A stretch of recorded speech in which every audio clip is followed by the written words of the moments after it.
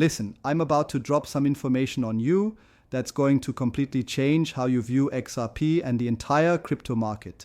What I'm about to tell you isn't just speculation or hopium. This is based on real government statements, actual regulatory moves, and partnerships that are happening right now behind the scenes. And if you're not paying attention, you're going to miss the biggest wealth transfer opportunity of our lifetime. The United States government has just made it crystal clear that they're going all in on digital assets and stablecoins. We're not talking about some small pilot program or experimental phase. The Treasurer of the United States has publicly stated that the stablecoin market is going to grow by multiple trillions of dollars over the next 3 years. Multiple trillions. Do you understand what that means for XRP holders? Right now, the US is laser focused on passing stablecoin legislation through the Genius Act and the Clarity Act. These aren't just regulatory frameworks, they're the foundation for the new global financial system. And guess what's sitting right at the center of all this? XRP and the XRP ledger. But here's where it gets absolutely insane. The Trump administration has made digital assets a national priority. They've explicitly said that stablecoins could create $2 trillion of demand for US treasuries in the short term alone. $2 trillion? To put that in perspective, right now it's only about 300 billion. That's almost a 7-fold increase in demand. Now, why is this absolutely massive for XRP? Because when China, the UK, and Japan, who are traditionally the biggest buyers of US debt, aren't interested in buying US treasuries anymore, the US needs a new solution. And that solution is stablecoins backed by US dollars. But here's the kicker. You need a bridge asset to move all this value around efficiently. You need something that can connect all these different currencies and financial systems seamlessly. The US is currently spending $1 trillion just on interest to service their debt. $1 trillion? That's because borrowing costs have spiked to around 5%, which is incredibly high. The government is desperate for solutions, and stablecoins backed by the XRP ledger technology are their answer. Here's what most people don't understand. 99% of stablecoins around the world right now are denominated in US dollars. This isn't a coincidence. The US dollar and crypto need each other to be successful, and the US government knows this. They're not fighting crypto anymore. They're embracing it as a tool to maintain dollar dominance. But it's not just happening in the United States. Europe, Japan, Africa, Mexico, South America, every major economic region in the world is working with stablecoins because it's cheaper and more efficient to move money through stablecoins and bridge assets like XRP. This is a global movement, and XRP is positioned at the absolute center of it. Let me give you a perfect example of what's happening right now. Ondo just partnered with Schumann Financial to enhance euro-native on-chain finance on the XRP ledger. This partnership is launching Europe, which is a regulated MiCA-compliant stablecoin for the European market. They chose the XRP ledger specifically because of its fast, low-cost settlements and mature decentralized exchange capabilities. Think about this. With Europe on the XRP ledger, users will have instant on-chain euro transfers, direct deposits in euro through virtual IBANs, and instant payouts to bank accounts. This is connecting traditional banking rails directly to the XRP ledger for a completely frictionless experience. Now, if you're a smaller bank or financial institution and you haven't been working on digital asset infrastructure like JP Morgan, Citibank, and Bank of America, you're already way behind. These big institutions have been preparing for years. But if you want to catch up quickly and compete, the fastest way to do that is to go to Ripple and ask them to build your stablecoin infrastructure. And the returns are already proving to be incredible. Soil, which is a regulated DeFi lending protocol, just announced they're earning 7% on RLUSD. 7%! This isn't some risky, unregulated yield farming scheme. This is institutional grade, compliant yield on Ripple's stablecoin, backed by real-world assets. Soil operates a blockchain-based debt marketplace that allows small to medium enterprises to access financing, while investors can lend stablecoins to earn yield backed by real-world assets. The yield comes from loans that are managed off-chain by private debt funds. This is connecting traditional finance liquidity with crypto returns in a fully regulated environment. Notice the trend here. Everything is happening in highly regulated jurisdictions like the EU. This isn't the Wild West of crypto anymore. This is institutional-grade infrastructure being built with full regulatory compliance. But here's where it gets really interesting. Ripple has been going into boardrooms and government meetings for years, telling financial institutions and regulators that they need a highly regulated stablecoin to move value both domestically and internationally. They've been building these relationships and this infrastructure while everyone else was focused on speculation and trading. These institutions don't want to use Tether because of all the uncertainty around their reserves. When was the last time Tether published a real audit? They claim to have billions in reserves, but they won't spend a few million on a proper audit? That doesn't make sense to institutional players who need transparency and accountability. This is exactly why banks and institutions are choosing Ripple instead. Let me explain how the technology actually works, because this is where XRP becomes absolutely essential. In the old correspondent banking model, if you want to send money from one country to another, you have to pre-fund accounts in both countries. This ties up massive amounts of capital in what are called nostro accounts. We're talking about trillions of dollars just sitting there, locked up and earning nothing. But with Ripple's technology, you can transfer money from US dollars to XRP, then XRP into Mexican pesos at the other end, and that's all done almost instantly. You avoid having to pre-fund accounts, which potentially frees up trillions of dollars that are currently trapped in the correspondent banking system. Think about the XRP ledger as the central hub connecting all these different currencies: Chinese yuan, Brazilian real, euro, Swiss franc, Mexican peso, US dollar, Japanese yen. They're all connected through this network, and they all bridge in and out of XRP as the neutral bridge asset for the world. Even Gary Gensler, who wasn't exactly crypto-friendly during his time at the SEC, has acknowledged how important stablecoins are as bridge currencies for cross-border payments. And when you look at the digital asset space, what's the best bridge asset with the most institutional connections to financial institutions and central banks around the world? It's not Bitcoin, it's not Ethereum, it's definitely not Solana, it's XRP. Monica Long from Ripple recently explained why they launched their own stablecoin, RLUSD. She said it was recognition that there's going to be massive demand for payments through US dollar stablecoins, and being a provider of that service, it made sense for them to launch their own. She also mentioned that the stablecoin market is going to balloon even more, especially with real-world asset tokenization on the horizon, which is only going to drive more demand for stablecoins. And here's something really interesting that most people don't know. Bitstamp already has multiple stablecoins issued on the XRP ledger. They have USD, Euro, Japanese yen, Great British Pound, Australian dollar, and Swiss franc stablecoins, all running on the XRP ledger infrastructure. This becomes even more significant when you consider that Robinhood just announced they're acquiring Bitstamp. Robinhood now has access to all of Bitstamp's XRP ledger infrastructure. While Robinhood has been building on Ethereum as well, they clearly want to be in multiple places at once, and the XRP ledger is one of their key strategic positions. Just recently, 2 more stablecoins launched on the XRP ledger: Europe, which we talked about, and USDB, which is a US dollar-backed stablecoin from the Braza Group. The USDB is expected to be fully regulated in 2025, with reserves held by Braza Bank, which is regulated by the Brazilian Central Bank. This is huge because Ripple has already met with the Brazilian central bank.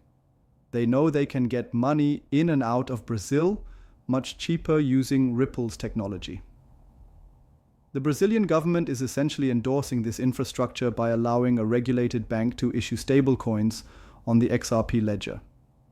The Brasa Group consists of various companies that govern USDB, Brasa Crypto, Brasa Bank, and Brasa UK.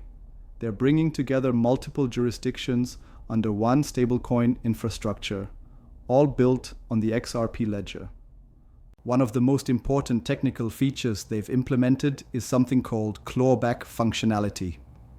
This might sound concerning at first, but it's actually essential for institutional adoption. Clawback gives them the ability to react to sanctioned accounts or reverse transactions that become illegal after they're sent. Think of it like returning something you bought on Amazon. If you need to get your money back, there needs to be a mechanism for that. This is especially important for international transactions where regulatory situations can change, or for e-commerce applications where people might want to return purchases they made with stablecoins. This kind of infrastructure is exactly what institutions need to feel comfortable using crypto for real business applications. It's not about removing your control over your funds. It's about building the compliance and safety mechanisms that allow this technology to be used at scale by major financial institutions. Now, there's been some debate about whether the future is CBDCs or stablecoins. A recent regulatory discussion made it clear that as long as proper guardrails are in place, regulators should be agnostic about who wins this race. But right now, we don't have a safe regime in the cryptocurrency space for most assets. This is exactly where Ripple stepped up and provided something truly safe and compliant. When you look at what XRP is doing right now, expanding institutional interest, adding features to the XRP ledger for both international transactions and domestic payments, banks need all of this infrastructure to make their operations work efficiently. The data is already showing massive institutional interest. Coinbase is offering direct USD trading pairs for XRP, not going through stablecoins like Tether. There's enormous volume and interest on every major exchange: Upbit, Bybit, Coinbase, Binance, Crypto.com, and many others. But here's the most important part that ties everything together. Scott Bessent, who's expected to be Treasury Secretary, has made it clear that the US is going to work with regulatory agencies to create a comprehensive stablecoin regime. He's explicitly stated that they're going to use stablecoins to keep the US dollar as the dominant reserve currency in the world. The real strategy here is for the US to have other countries use US technology for their financial infrastructure. When you think about it, Ethereum is based out of Switzerland. Bitcoin's creators are unknown, so we can't call it American technology. And banks aren't using Bitcoin for institutional applications anyway, because it doesn't have the necessary KYC, AML, and anti-terrorism features built into it. But Ripple is an American company with blockchain infrastructure that other countries already trust. They've been building relationships with central banks and financial institutions around the world for years. When these countries need to choose a technology partner for their digital financial infrastructure, which one do you think they're going to pick?